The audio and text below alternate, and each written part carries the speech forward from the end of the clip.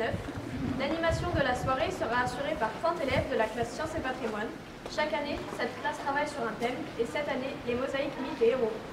Pendant 12 heures a été réalisée cette mosaïque de Bellérophon. Cet atelier a été commun avec la classe de 6e chape du collège La Chataigneraie et a été animé par la mosaïste Sylvie Foiset. Autour de tableaux, mosaïques et sarcophages seront jouées 4 scénettes dont les textes ont été écrits par les élèves. Certaines scènes seront jouées 2 fois avec 2 versions différentes et très modernes, comme vous le verrez.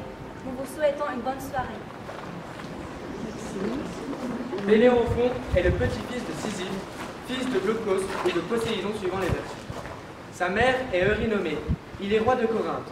Il fut rebaptisé Bellérophon après avoir accidentellement tué son frère, Déliadès, surnommé Belléros, à l'aide d'une flèche dans le dos lors d'une chasse royale. Nous allons vous jouer une petite scène à côté du médaillon que vous pourrez découvrir à la fin du spectacle. Ce médaillon fut découvert en 1830 à Autun. Il est daté du 2e siècle après Jésus-Christ et est conservé dans ce musée depuis sa découverte.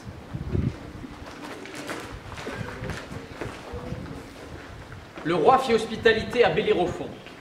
À l'aube, Bellérophon croisa une certaine Sténébé qui lui fit des avances, avant de découvrir qu'elle était l'épouse de son hôte. Le lendemain, Prothéos parla à Bellérophon.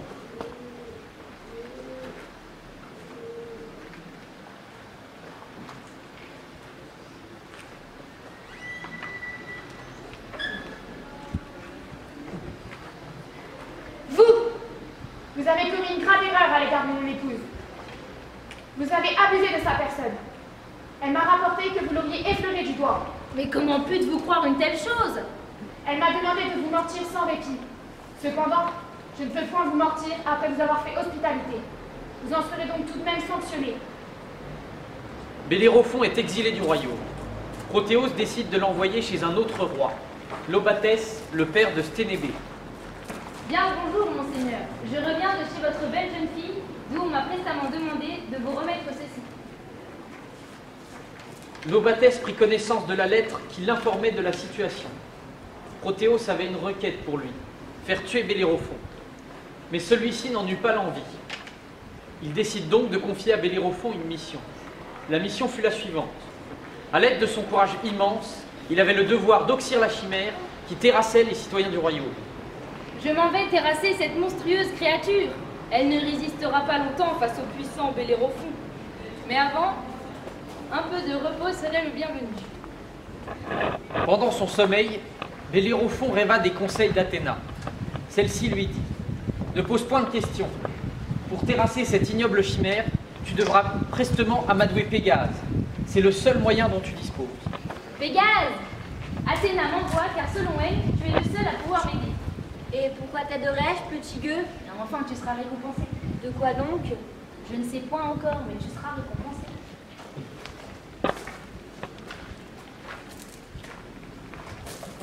En qui est l'honneur, jeune tableau?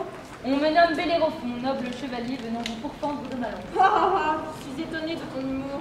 Ne soyez point si sûr de vous. Nous allons voir, petit gueux, que tu es, ce dont tu es capable. Diantre, cela fait 2 fois que l'on offense ma personne. Je ne suis point un gueux. Hors de lui, Bellérophon lança Pégase à l'attaque, et celui-ci refusa. Je ne crains pouvoir m'envoler avec vous sur le dos, messire.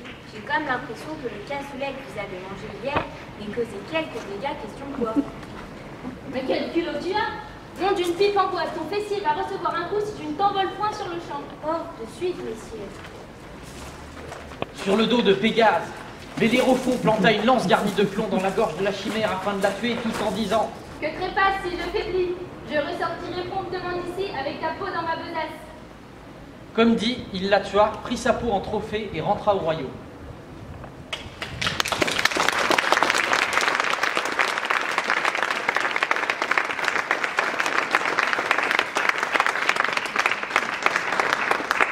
On vous invite à aller voir la superbe photo qui a été prise lors de cette scène, qui est dans la salle juste à côté, à la fin de la visite.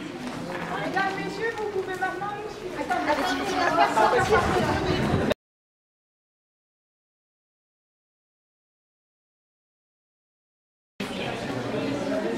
Maintenant, je vais vous présenter un sarcophage représentant l'épisode de la chasse de Calydon.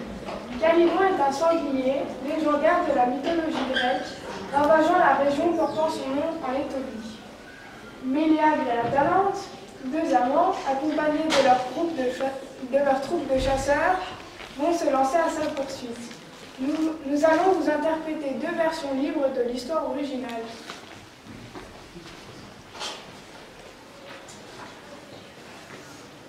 Oh Artémis, mais comment vous portez-vous, ma chère? Oh Aphrodite, mais qu'as-tu fait? Quel est ce monstre qui ravage la terre de Calydon? Ce n'est qu'un petit sanglier inoffensif. Inoffensif? Mais quelle est la raison de sa présence sur nos terres?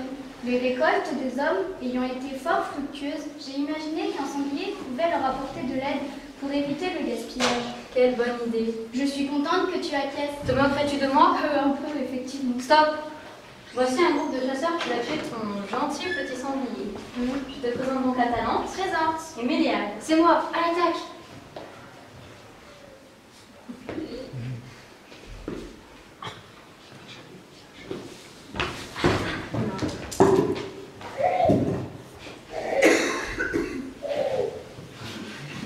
Victoire, victoire!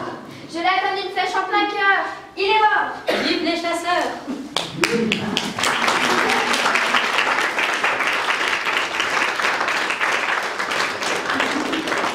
Voici maintenant la deuxième version. Oh, Atalante! Regarde, je vois la bête! Lance-lui des pierres! La bête? Eh bien, le sanglier, nom de Zeus! Ah, cette bête-là! Pélée? Oui, Atalante? Il y a la bête. On va enfin l'achever et la manger. Alors, je ne suis pas sûre que le sanglier soit déçu.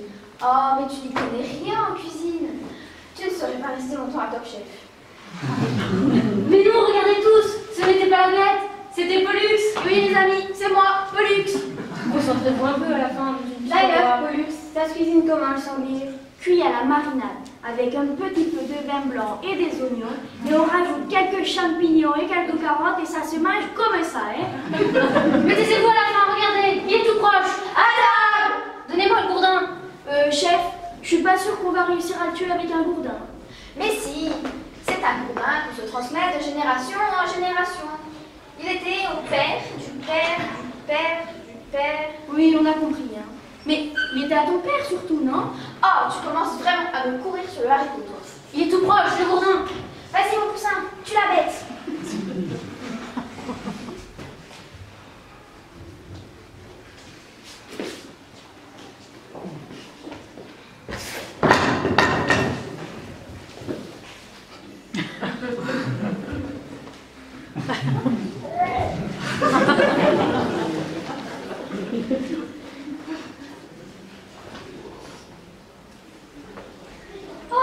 Mais en fait, c'est comme un gros cochon.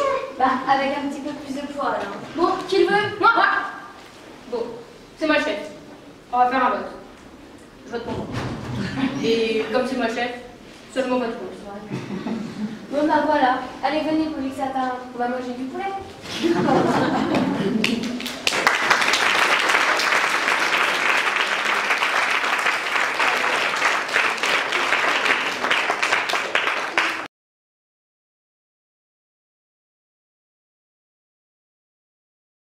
Prométhée enchaîné, peint en 1854 par André Vignet.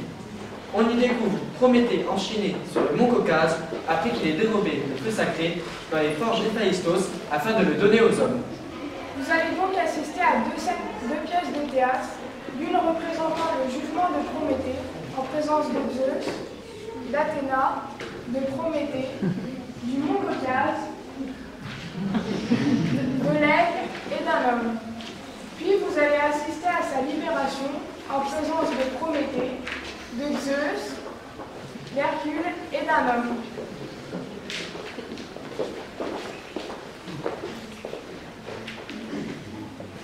Toi, Prométhée, vil traître, je te condamne à être enchaîné sur 7 montagnes. Chaque jour, un aiglon viendra te dévorer ton foie qui repoussera à perpétuité. Quoi? En quel honneur c'est à moi, mon Caucase, de supporter le châtiment de Prométhée. Sa douleur et sa peine, c'est un poids qui m'écrase. Mais à ce Dieu tout-puissant, je me tombe de Athéna. Athéna. Athéna. Toi, dis-leur de ne pas pencher dans le monde. Tu sais pourquoi je l'ai fait. Tu m'y as aidé. Je t'ai effectivement porté assistance, mais je ne peux point plaider pour ta défense. Et cette punition, que j'avoue originale, restera, je pense, pour toujours dans les annales. Mais c'est que de l'imagination, ce s'en va. Pour créer une belle et douce punition comme celle-là, il pourrait même ajouter un slogan santé. Une phrase bidon que je n'aurais qu'à répéter et que je devrais dévorer le prisonnier. Un truc dans le genre... Pour rester en bonne santé, manger au moins 5 fois Éolienne par jour. Et oui, ce bon Dieu Zeus, il ne manque pas du monde. Mais faire souffrir un homme, ça, je ne peux pas. Je suis condamnée, je ne le mangerai pas.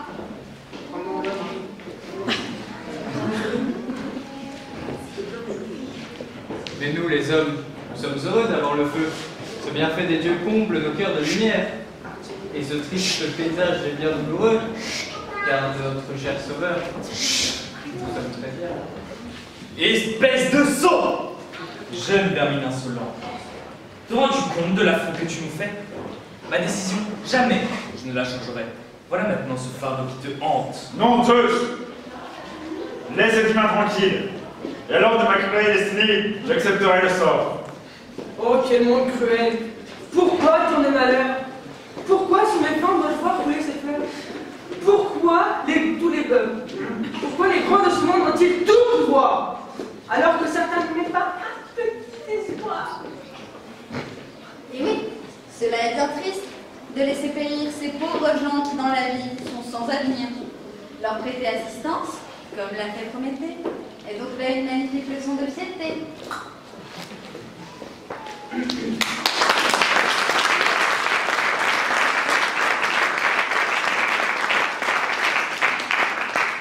Et maintenant, voici la deuxième version en présence de Hercule.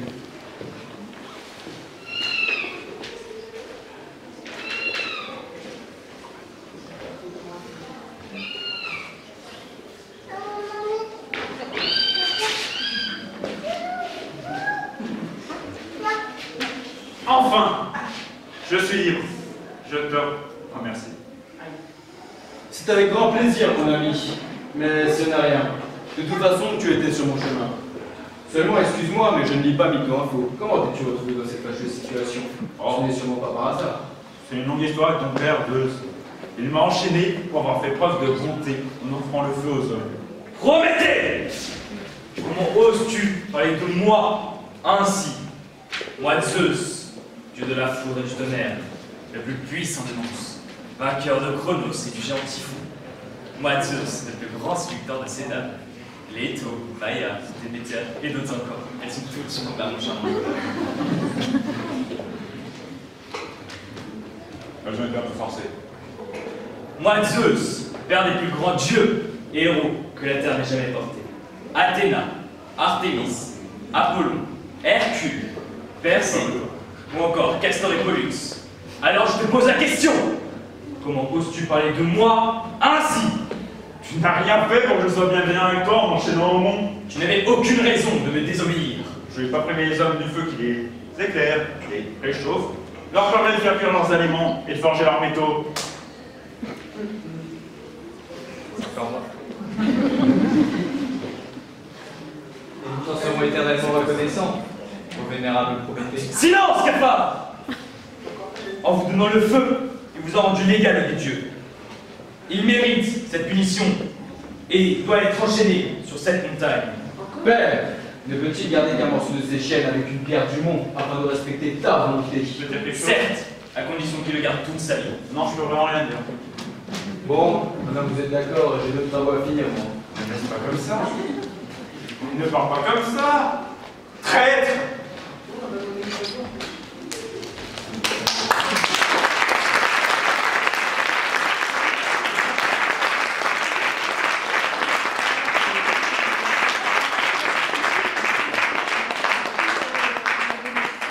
Mesdames, Messieurs,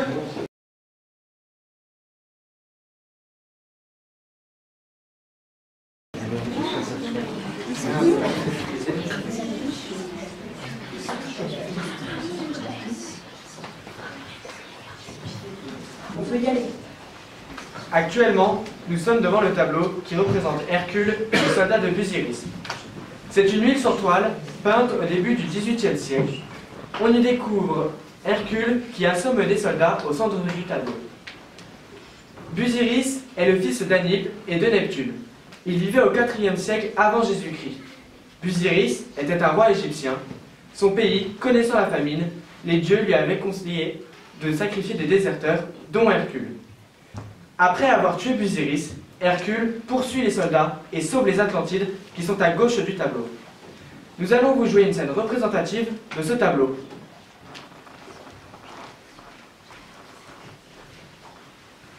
Mais quel malheur! Cela fait maintenant 9 longues années que mon royaume d'Égypte endure la famine. Mais mon neveu Phrasios, lui qui est un devin si illustre et qui sait lire la parole des dieux, peut-être connaîtra-t-il la solution de mes tourments. Je vais l'appeler à l'aide de mon précieux iPhone 47. Allô? Mon neveu, aurais-tu l'extrême obligeance de me rejoindre immédiatement dans mes appartements royaux? Ok, bouge pas, j'arrive.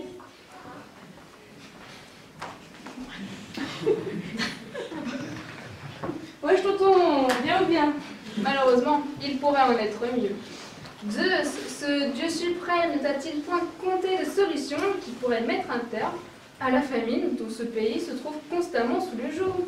Pas vraiment, mais prête-moi ton iPhone, je l'appelle. Merci. Ouais, Zeus, c'est Phrasios, ça va ou bien? Dis voir, je t'appelle parce que mon tonton aurait besoin d'un petit coup de main. Tu saurais pas comment on pourrait arrêter la famine en Égypte? Ok, merci. Bon, bah, il faudrait sacrifier un étranger chaque année et les dieux arrêteront la famine. Un étranger, mais j'en ai vu un hier qui irait auprès des filles de la région. Il fera parfaitement l'affaire. Soldats, ramenez-le-moi.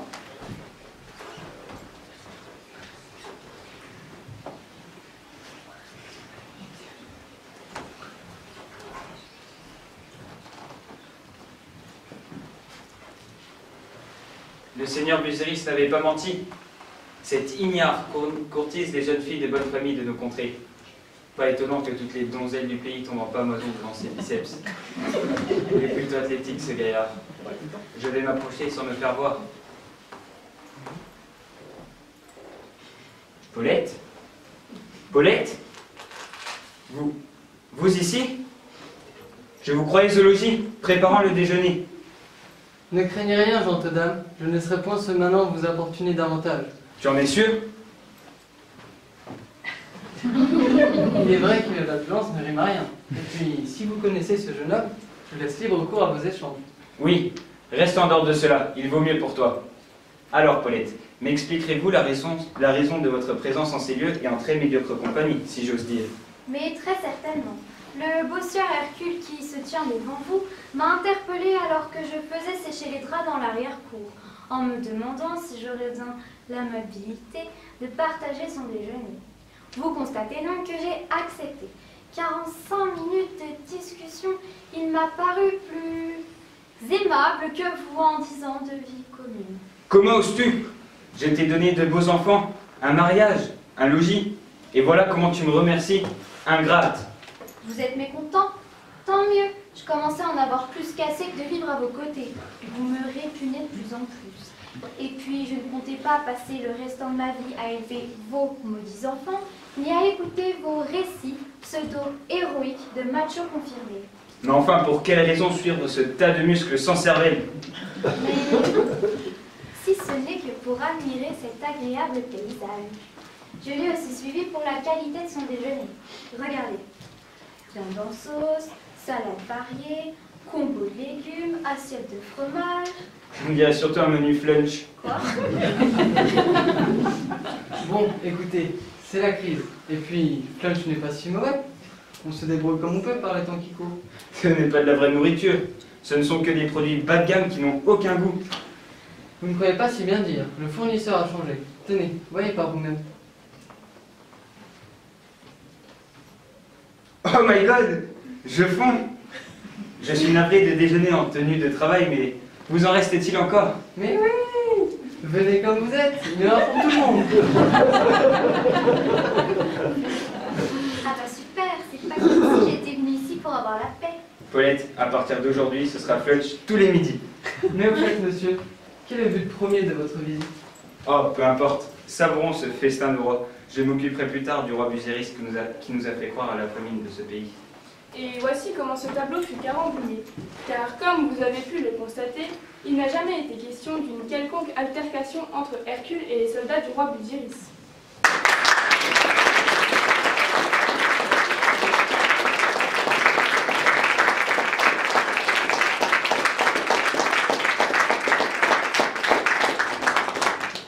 C'était la dernière scène jouée par les élèves et c'est maintenant l'heure des remerciements.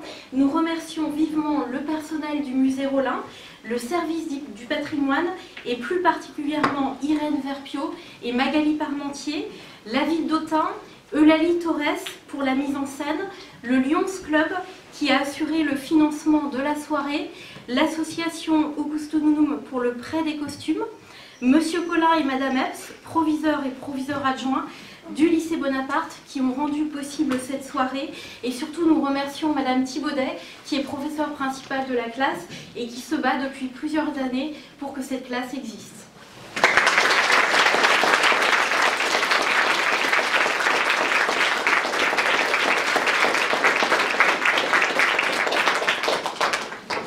Alors les personnes qui veulent encore visiter, vous pouvez passer dans la salle suivante.